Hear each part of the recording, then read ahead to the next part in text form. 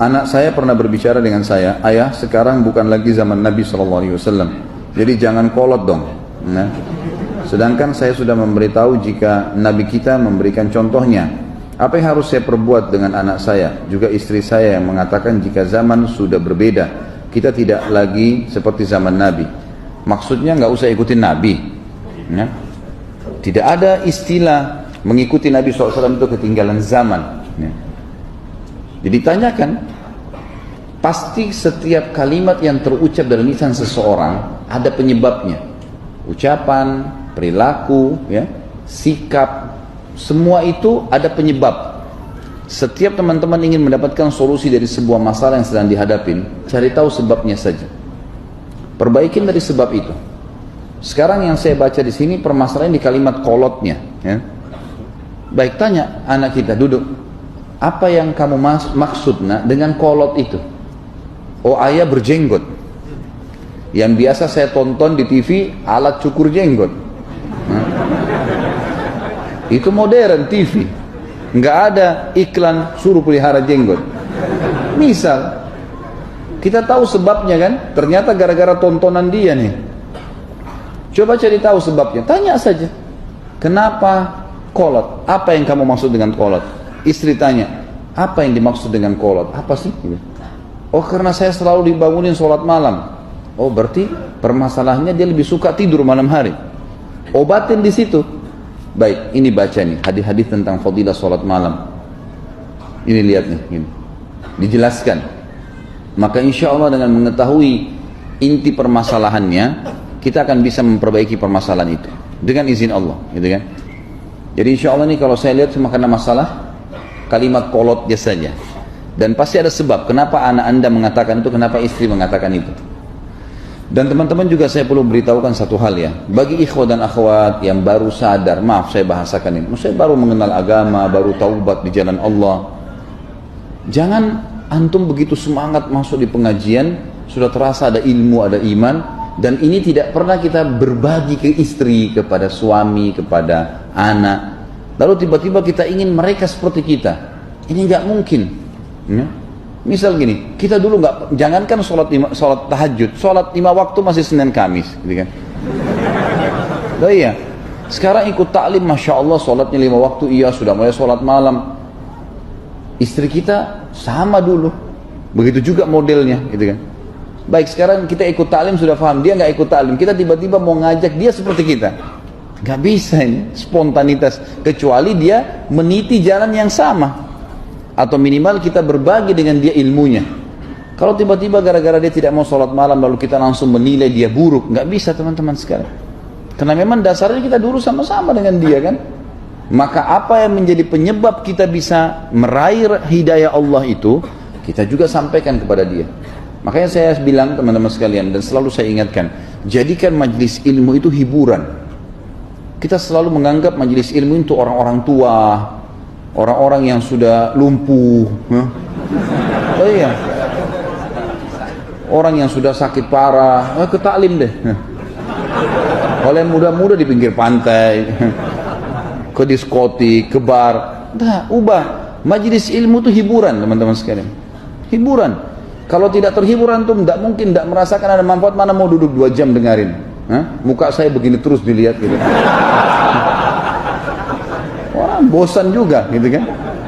Tapi karena kita jadikan, niatkan ini adalah ilmu, saya bermanfaat. Apalagi kalau dinikmatin, enak aja itu nikmat. Karena ibadah itu punya kenikmatan, dosa juga punya kenikmatan. Tapi kedua kenikmatan ini gak bisa bersatu, seperti minyak sama air. Kalau antum mau nikmatin ibadah itu, harus fokus ke situ dan tinggalkan lawannya. Karena kalau masih berimbang antara pahala amal soleh dengan dosa, maka kita tidak bisa khusyuk, nggak bisa nikmat ibadah itu. Kapan dia nikmat? Kalau keran dosanya ditutup, ininya ibadahnya terus dikerjain, nanti rate-nya naik. Kalau makin naik, kita makin tutup pintu dosa, nggak lagi nonton TV. Maaf, saya bahasakan ini, yang saya masukkan adalah acara-acara yang tidak baik, gitu kan? Yang sudah jelas-jelas bisa merusak akhlak kita. Kita tinggalkan. Mulai sibuk tadinya cuma baca buku dongeng kosong yang tidak ada manfaatnya, baik sekarang baca buku tentang sahabat. Saya kan pernah bilang, coba mulai sekarang terapin teman-teman, setiap malam jangan tidur kecuali baca kisah satu sahabat. Anda laki-laki di sini, Jadikan PR. Akhwat kita di belakang sana, jangan tidur kecuali baca satu kisah sahabiat. Setiap malam satu orang. Yang ringkas saja. Tinggal ketik sahabat, mulai dari Abu Bakar, Umar, sahabat yang jamin masuk surga. Pindah ke sahabat semua. Setiap malam jadikan PR. Baca saja, cuman baca kisah mereka. Itu sudah punya pengaruh yang besar. Masalah kiprah mereka di jihad, masalah kiprah itu akan mewarnai kehidupan kita. Nanti itu akan mewarnai teman-teman sekalian. Nah, kalau kadar ibadah kita naik terus, sholatnya tetap yang biasa jantung kerjain, sholat 5 waktu, sholat sunnah, qobliyah, ba'diyah, puasa sunnah Senin Kamis, dan ibadah memang harus dipaksakan konsepnya supaya dia naik.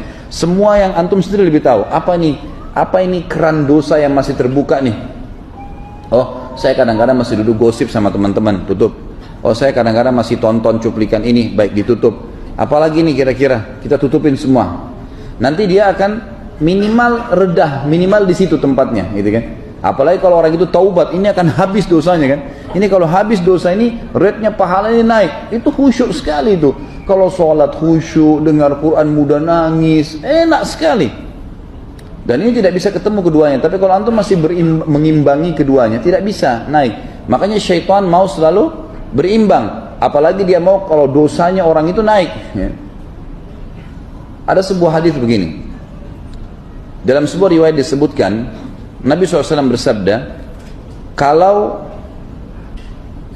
seseorang itu akan digoda oleh syaitan, maka syaitan yang akan menggodanya berkata pada teman-temannya yang sepakat untuk sama-sama menggoda, lihat sumber penghasilannya orang ini, makanannya, minumannya, pakaiannya, pekerjaannya, lihat.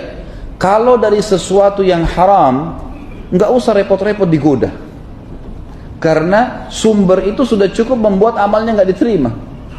Jadi menghemat energi. Syaitannya hemat energi itu. Nggak usah diganggu orang ini, biarin aja sudah. Karena ibadah yang diikuti dengan pendapatan yang haram tidak akan mendatangkan penerimaan. Karena Allah suci, tidak terima kecuali yang suci. Bahkan kalau ada orang yang sengaja menginfakkan di jalan Allah sumber haramnya, kata Nabi SAW, kalau ada orang memiliki pendapatan yang haram lalu dia infakkan di jalan Allah dan dia didoakan oleh orang yang menerima infak itu, kecuali akan menambah jalan dia ke neraka. Misal pendapatan haram, korupsi, curi, hajikan orang tua, dan orang tua kita doain, tambah jalan neraka tuh.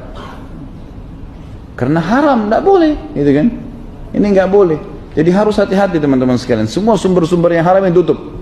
Dengan izin Allah akan terbuka pintu-pintu kebaikan dalam kehidupan kita. Dan dunia sebentar teman-teman sekalian. Apa yang mau diraih di sini? Makan cukup, minum, alhamdulillah, ibadah, tunggu mati masuk surga. Udah selesai. Simple aja begitu.